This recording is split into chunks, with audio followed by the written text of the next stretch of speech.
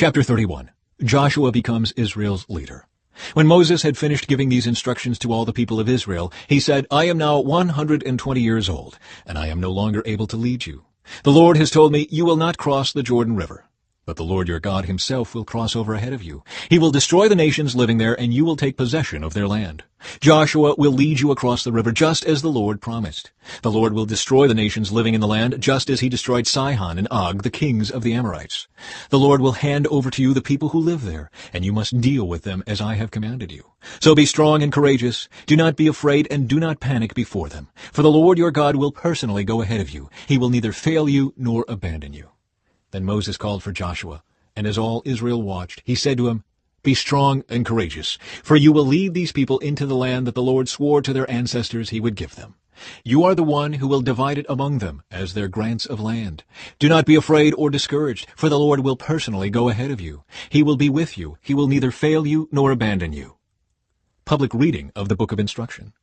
So Moses wrote this entire body of instruction in a book and gave it to the priests, who carried the ark of the Lord's covenant, and to the elders of Israel.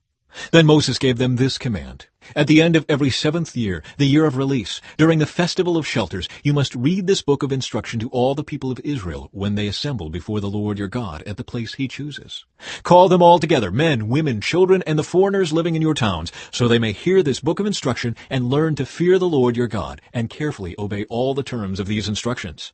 Do this so that your children who have not known these instructions will hear them and will learn to fear the Lord your God. Do this as long as you live in the land you are crossing the Jordan to occupy. Israel's disobedience predicted. Then the Lord said to Moses, The time has come for you to die. Call Joshua and present yourselves at the tabernacle, so that I may commission him there. So Moses and Joshua went and presented themselves at the tabernacle, and the Lord appeared to them in a pillar of cloud that stood at the entrance to the sacred tent. The Lord said to Moses, You are about to die and join your ancestors. After you are gone, these people will begin to worship foreign gods, the gods of the land where they are going. They will abandon me and break my covenant that I have made with them. Then my anger will blaze forth against them. I will abandon them, hiding my face from them, and they will be devoured. Terrible trouble will come down on them, and on that day they will say, These disasters have come down on us because God is no longer among us. At that time I will hide my face from them on account of all the evil they commit by worshiping other gods. So write down the words of this song and teach it to the people of Israel. Help them learn it, so it may serve as a witness for me against them. For I will bring them into the land I swore to give their ancestors, a land flowing with milk and honey. There they will become prosperous, eat all the food they want, and become fat. But they will begin to worship other gods. They will despise me and break my covenant.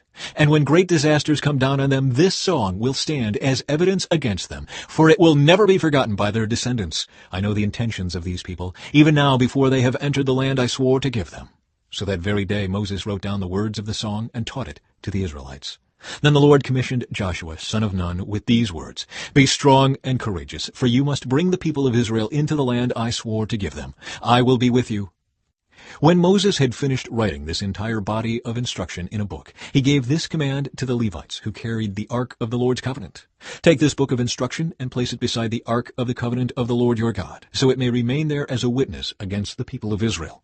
For I know how rebellious and stubborn you are. Even now, while I am still alive and am here with you, you have rebelled against the Lord. How much more rebellious will you be after my death? Now summon all the elders and officials of your tribes, so that I can speak to them directly and call heaven and earth to witness against them. I know that after my death you will become utterly corrupt and will turn from the way I have commanded you to follow. In the days to come disaster will come down on you, for you will do what is evil in the Lord's sight, making him very angry with your actions. The Song of Moses. So Moses recited this entire song publicly to the assembly of Israel.